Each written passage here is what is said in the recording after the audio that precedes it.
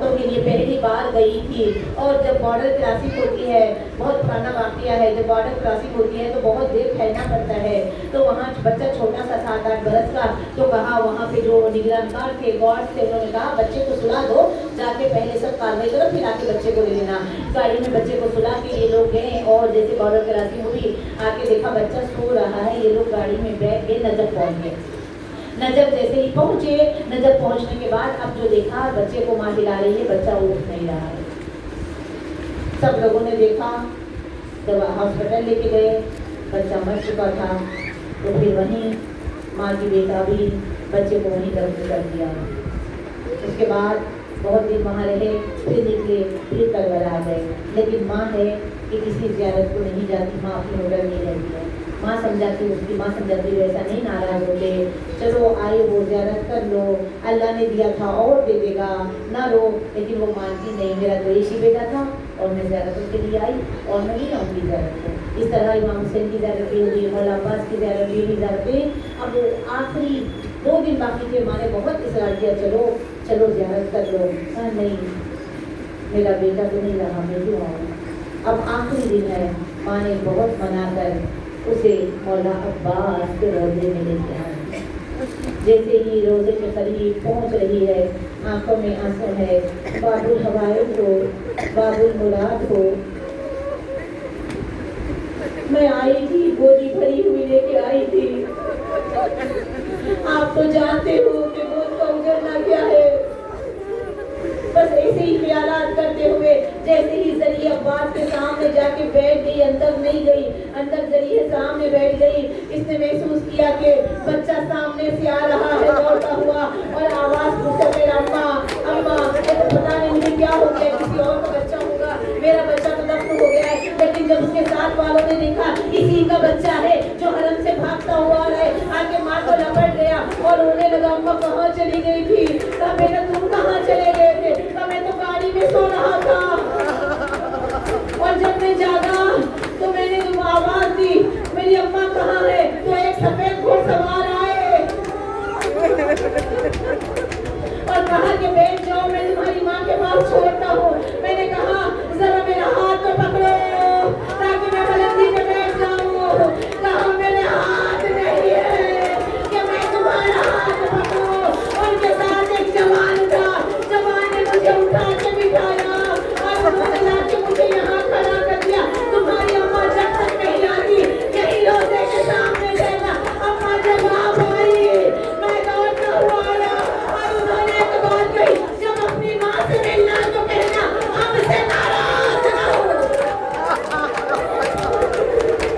ماتم کرتے جائے، ماتم کرتے جائے، جن کے گھر اولاد نہیں ہے غازی کو واسطہ دے علی اصغر کا اور کہے علم کو اٹھانے کے لیے علمدار دے کوئی تو ہو جو گھر میں علم اٹھائے۔ جزاک اللہ خیر، امام زمان اللہ کی جائے، عزاداروں نے مظلوم کربلا آ گئی، کربلا میں وہ رات جسے سبھی شب عاشور کہتے ہیں، بڑی تیزی سے گزر گئی، یہ دن دیکھتے دیکھتے آج چوتھا ہو گئی ہے۔ عزاداروں کون سے مصائب پڑھوں، کون سے مصائب چھوڑوں، کچھ سمجھ نہیں آ رہا ہے۔ اتنے مصائب گزرے ہیں ان راتوں میں علی کی بیٹی پر، اتنے مصائب گزرے ہیں۔ 10 محرم کی رات شام غریبہ کیوں کہتے ہیں؟ سن لو، جو خالی بیٹھے کو ماتم کرنا، جو کمزور دل پہ ہاتھ رکھنا، کبھی سوچنا کہ شام غریبہ کیوں؟ ارے جس کے 18 بھائی ایک رات میں اور رات آئے اور طلایہ دینے کے لیے پاس نہ ہو، آئے سید زادی کربلا کے میدان میں غریب ہو گئی، آئے یتیمی کی پہلی رات، سکینہ کے بالوں میں ہاتھ ڈال کر تماشے مارے جا رہے۔ کیا کیا منظر زینب نے دیکھے،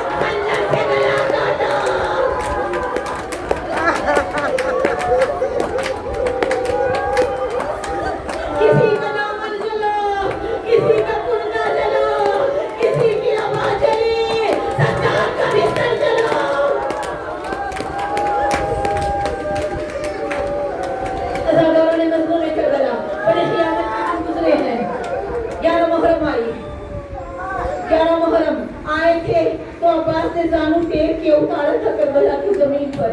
आज ज़ैनब इतनी गरीब है कि नहीं, हटो हटो हटो हटो, कोई हम सादात को सवार ना कराए, मैं जो हूँ सबको सवार कराऊंगी। अज़ादारों, अब कोई महमिलें लगी हुई नहीं है, ऊँटों की नंगी पुश्त है, अली की बेटी एक को सवार कर रही है। जब सबको सवार कर चुके, भाई के टुकड़े लाश के करीब आई, आवाज दी, भैया उठो, भैया मुझे आप सवार करो, भैया मैंने सबको सवार कर दिया है। अज़ादारों ने मजनू में करबला सज्जाद सकीना को बंधे हुए हाथों से सीने से लगाए और मैंने सकीना बीबी इधर उधर न देखो, बीबी कुरान का रुख ना करना, अगर कुरान को देख लोगी तो तुम चलने के लायक न रहोगी। अज़ादारों ने मजनू में करबला सब बैठ गए। जो बहुत एक रात में तो इतने जुल्म हुए मासूम यतीमा पर कि सकीना बीबी पहचानी नहीं जा रही थी, लेकिन जब 11 मुहर्रम आई गजब जुल्म हुआ। हर जो बच्चे कुचलने से, जलने से, मिट्टी में दबने से बच गए थे कुछ बच्चे, वो बच्चों को माँ की गोद में मेरी तरफ देखिएगा और नहीं रो सकते तो खत्म कर देना। माओ के हाथ ऐसे बदे हुए हैं, छोटे छोटे बच्चे दामनों से लिपटे हुए हैं, उनकी नंगी पूंछ पर दिखाया गया है। हर बच्चा तो माँ की गोद में बैठ गया, लेकिन हाय नन्ही सी सकीना, हाय रुखसार ज़ख्मी,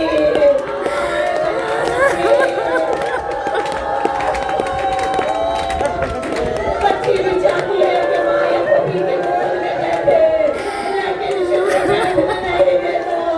एक अलहदा ओढ़ मंगाया गया, बच्ची को ओढ़ में बिठाया गया, कैसे ओढ़ मंगाया, घबरा के सकीना ली गई। खुदा इस गम के अलावा तुम्हें कोई गम न दे। अज़ादारों, तुम्हारा बिठाया गया, तुम्हारा बच्चे बुलंद से गिरे। अब जालिम चुदला के कहने लगा, ये ऐसे नहीं बैठेगी, एक मोटी रस्सी लाई गई, खुदा तुम्हारे सरों पे गालिब लगाया, अज़ाब के सीने में सोते, अज़ाब की कुरान से बांध दिया गया। अज़ादारों, चलने लगा, एक हसीना, आवाज़ दे बाबा, मेरा सीना कांपने लगा।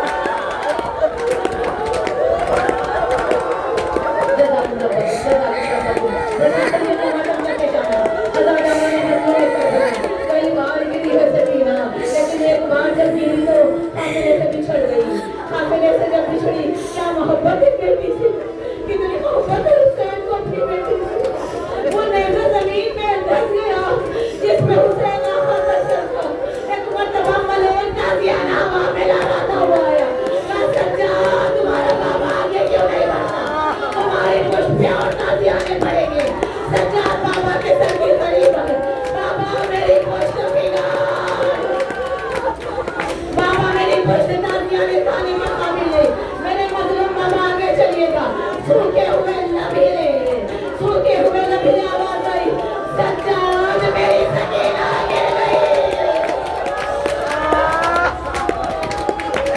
सज्जाद मैं कैसे आगे बढ़ूं, मेरे सीने पे सोने वाली गिर गई।